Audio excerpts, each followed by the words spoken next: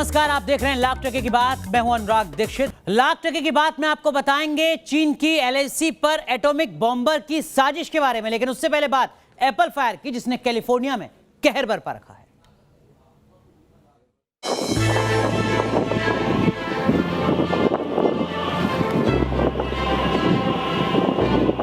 12,000 एकड़ में फैली तबाही की 8,000 लोगों की जिंदगी दाव। आग से घिरे 2500 लोगों का रेस्क्यू। तबाही की आग के लॉस एंजल्स तक पहुंचने का धुधु कर जलती बर्बादी और मुसीबत की जहां तक नजर जाती है सिर्फ आग, धधकती आग दिख रही है।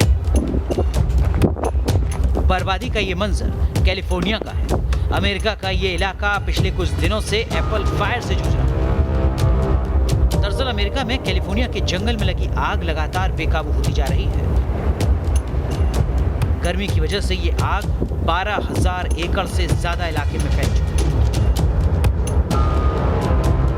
स्थानीय लोग इसे एप्पल फायर कहते हैं।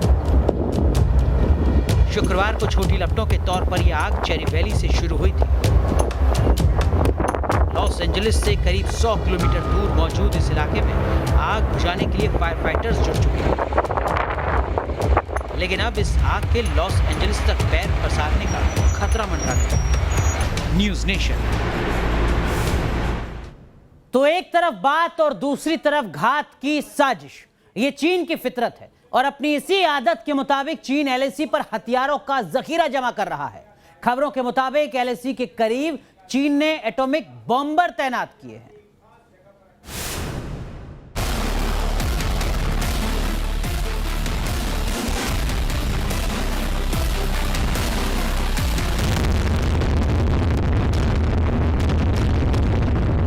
एलएसी के पास चीन की परमाणु बम वाली साजिश। एक तरफ बात और दूसरी तरफ घातक घात की प्लानिंग। भारतीय सीमा के पास चीन ने तैनात किए एटॉमिक बॉम्बर। काशगर एयरबेस पर एटम बमों से लैस बॉम्बर चीन की उस साजिश को बेनकाब कर रहे हैं, जिसमें एक तरफ चीन बातचीत का बहाना बना रहा है और दूसरी तरफ बॉर्डर पर बारूदी जखीरा जमा कर रहा है। एलएसी पर अपनी ताकत में इजाफा करने में जुटा है ड्रैगन। सैटेलाइट से ली गई तस्वीरों से खुलासा हुआ है कि चीन की पीपल्स लिबरेशन आर्मी ने भारतीय सीमा के करीब परमाणु बॉम्बर तैनात किए हैं। काशगर एयरपोर्ट पर परमाणु बमों से लैस कई एयरक्राफ्ट की तस्वीरें ओपन इंटेलिजेंस सोर्स डेट्रे सफा ने ट्वीट किए हैं।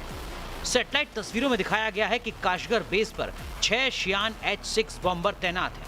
बताया जा रहा है कि इनमें से 2 पेलोड के साथ हैं। इनके अलावा काशगर एयरबेस पर 12 शियान JH-7 फाइटर बॉम्बर भी तैनात किए गए हैं, जिनमें से 2 पर पेलोड है। इसके साथ ही एयरबेस पर 4 शेनयांग J-11-16 फाइटर प्लेन भी हैं, जिनकी रेंज 3530 किलोमीटर है। लद्दाख से काशगर एयरबेस की दूरी महज 600 किलोमीटर है, जबकि H-6 बॉम्बर की रेंज 6000 किलोमीटर है। खबरों के मुताबिक चीन ने H-6 बॉम्बर्स के साथ साउथ चाइना सी में ड्रिल भी की थी। ऐसे में एक्सपर्ट सवाल उठा रहे हैं कि एलएसी पर एटॉमिक बॉम्बर की तैनाती का चीन का मकसद आखिर है क्या। चीन एक तरफ सैन्य स्तर पर 5वें दौर की बातचीत कर रहा है, वहीं दूसरी तरफ एलएसी पर खतरनाक हथियार जमा कर रहा है। ये ड्रैगन का खतरनाक डबल गेम है और भारत को चीन से सावधान रहने की जरूरत है। Team news nation. तो चीन की साजिश के बारे में तो आपने जान लिया। वैसे चीन दावा करता है कि चीन की सेना दुनिया की सबसे ताकतवर सेनाओं में से एक है, लेकिन जानकार अब कह रहे हैं कि चीन की सेना अमेरिका जैसे बड़े देशों के मुकाबले 30 साल पीछे है।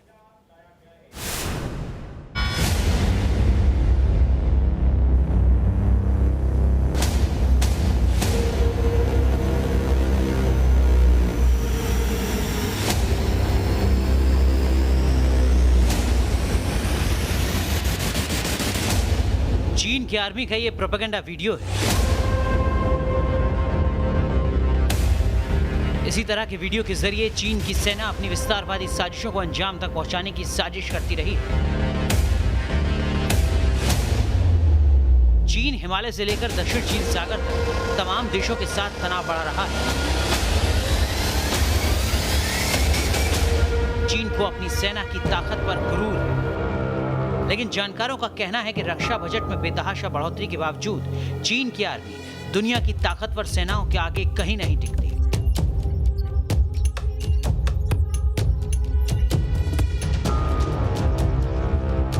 शी जिनपिंग 2049 तक चीन की आर्मी को दुनिया की सबसे ताकतवर सेना बनाने का सपना देख रहे हैं, लेकिन यह सपना साकार होगा संभव नहीं। जानकारों का कहना है कि चीन की सेना में कई खामियां हैं। चीन की आर्मी पीस टाइम आर्मी यानी शांति काल की सेना की मानसिकता से काम कर रही है। 1979 से अब तक चीन की आर्मी ने किसी जंग में हिस्सा नहीं लिया है। अपनी इसी कमी को पूरा करने के लिए चीन की आर्मी दूसरे देशों की सेनाओं के साथ लगातार युद्धाभ्यास करती है, लेकिन ये काफी नहीं है।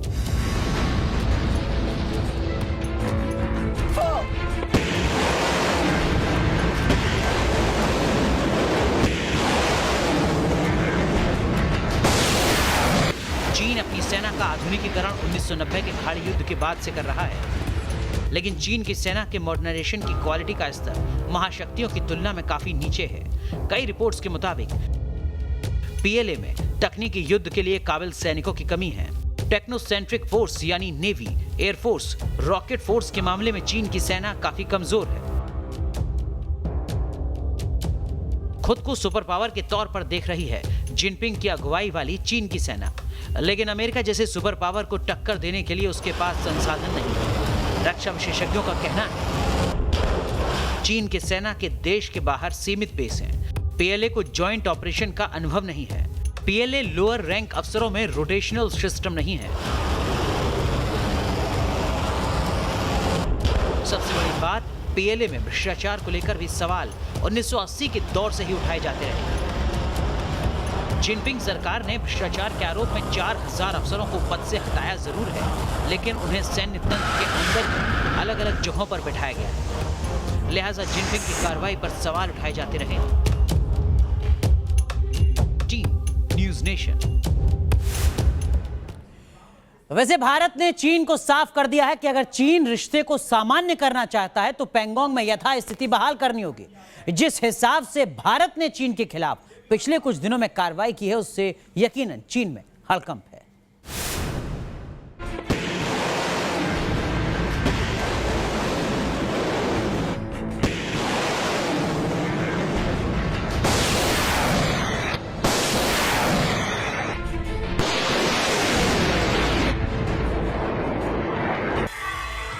चीन पर भारत का चौतरफा दबाव।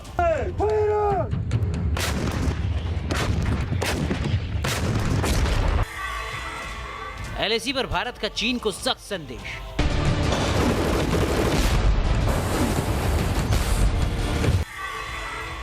डिजिटल स्ट्राइक के बाद एजुकेशनल स्ट्राइक से घबराया चीन। एलएसी पर चीन का दोहरा चरित्र बार बार सामने आ रहा है। चीन की सेना कहती कुछ है, करती कुछ। लिहाजा भारत की तरफ से चीन को सख्त संदेश दिया गया। भारत ने साफ कहा चीन की आर्मी फिंगर 5 से 8 तक के क्षेत्र से तत्काल अपने सैनिकों को हटाए। अप्रैल की स्थिति बहाल की जाए। टकराव वाली जगह से चीन सहमति के अनुरूप पीछे हटे। चीन पर दबाव बनाने के लिए भारत लगातार कदम उठा रहा है और इसका असर भी हो रहा है।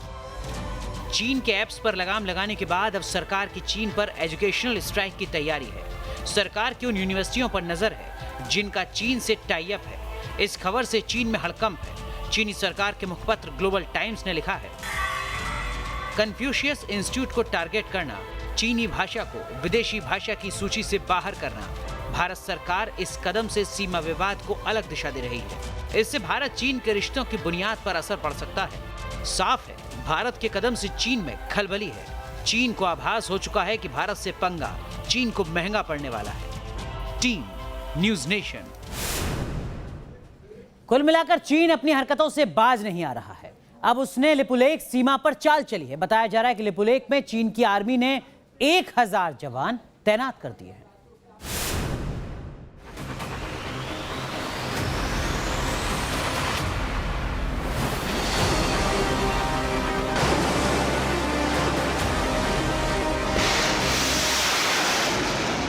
हिंद के खिलाफ ड्रैगन आर्मी का दुस्साहस। एलएसी के बाद अब नेपाल सीमा पर चीन की चाल। नेपाल सटी सरहद पर पीएलए ने तैनात की पूरी एक बटालियन। गलवान घाटी में हिंद के बलवानों से हड्डियां तुड़वाने के बावजूद चीन की आर्मी साजिशों से बाज नहीं आ रही। सूत्रों के मुताबिक चीन ने लिपुलेख के पास भी अपनी सेना तैनात कर दी। लिपुलेख वो जगह जो भारत, नेपाल और चीन की सीमाओं को मिलाता है। मीडिया रिपोर्ट्स के मुताबिक चीन ने पीएलए की एक बटालियन को उत्तराखंड में लिपुलेख के बिल्कुल नजदीक तैनात किया। ये लद्दाख सेक्टर के बाहर एलएसी पर मौजूद उन ठिकानों में से एक जहां पिछले कुछ वक्त में चीन के सैनिक दिखे। लिपुलेख में चीनी सेना की यह तैनाती दिखाता है कि चीन का यह दावा गलत है कि उसने लद्दाख से अपनी सेना हटा ली। हालांकि रिपोर्ट्स के मुताबिक चीनी साजिश के जवाब में लिपुलेख में भारतीय सैनिकों की बड़ी तादाद में तैनाती की गई। इस बीच चीन के उकसावे के बाद लिपुलेख को लेकर नेपाल का रुख भी बदला हुआ है। नेपाल ने कालापानी, लिपुलेख और लिम्पियाथुरा को शामिल करते हुए नया नक्शा जारी कर दिया है। नेपाल अब अंतर्राष्ट्रीय समुदाय को अपना विवादित नक्शा भेजने की तैयारी कर रहा है। नेपाल सरकार ने 20 मई को देश का नया नक्शा जारी किया था। अब इस विवादित नक्शे के यूएनओ और गूगल समेत दूसरे अंतर्राष्ट्रीय समुदायों को भेजने के लिए तैयारी कर रही है। Team news nation. और अब बात सुशांत सिंह राजपूत की, जिनकी मौत पर जांच कम, आरोप और सियासत ज्यादा देखने को मिल रहे हैं। मुंबई पुलिस ने कहा कि बिहार पुलिस को जांच का हक नहीं है। वहीं बिहार विधानसभा में आज सुशांत सिंह राजपूत की मौत की जांच का मामला उठा। बिहार से लेकर महाराष्ट्र तक सुशांत सिंह राजपूत की मौत के मामले पर जमकर सियासत हो रही है। एक तरफ महाराष्ट्र पुलिस कमिश्नर दावा कर रहे हैं कि बिहार पुलिस को इस मामले की जांच का अधिकार ही नहीं है।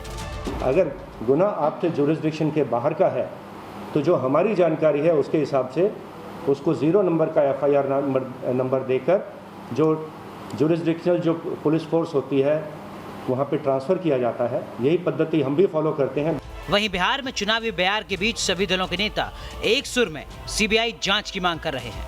हालांकि अभी तक ये मांग कोरी लफ्फाजी ही साबित हो रही है। इस मामले की गूंज बिहार विधानसभा में भी सुनाई दी। बीजेपी विधायक और सुशांत के रिश्तेदार नीरज सिंह ने सदन में बोलते हुए सीबीआई जांच की मांग की। महोदय, सुशांत सिंह राजपूत की हत्या का मामला पूरे देश में थमने का नाम नहीं ले रहा। पूरे देश से सीबीआई की मांग उठ रही है। इसमें बड़े बड़े लोग, हम समझते हैं कि महाराष्ट्र सरकार के बड़े अधिकारी हो या बड़े नेता हो या सरकार से जुड़े लोग कहीं न कहीं इसमें बुरी तरह इन्वॉल्व हैं। मौत की तफ्तीश के नाम पर पटना से मुंबई तक हंगामा मचा है। सुशांत सुसाइड केस बिहार बनाम मुंबई पुलिस की जंग में तब्दील होती जा रही है। मामले की जांच के लिए मुंबई पहुंचे पटना के सिटी एसपी विनय तिवारी को क्वारंटीन कर दिया गया है। पटना के सिटी एसपी विनय तिवारी को मुंबई पहुंचते के साथ क्वारंटीन कर लिया गया और क्वारंटीन के बाद उन्हें पुलिस बेस में जगह भी नहीं दी गई। ये एक ऐसा शर्मनाक उदाहरण है जो देश में 2 राज्यों की पुलिस के बीच किस कदर दूरियां बढ़ाने की महाराष्ट्र सरकार ने कोशिश की है।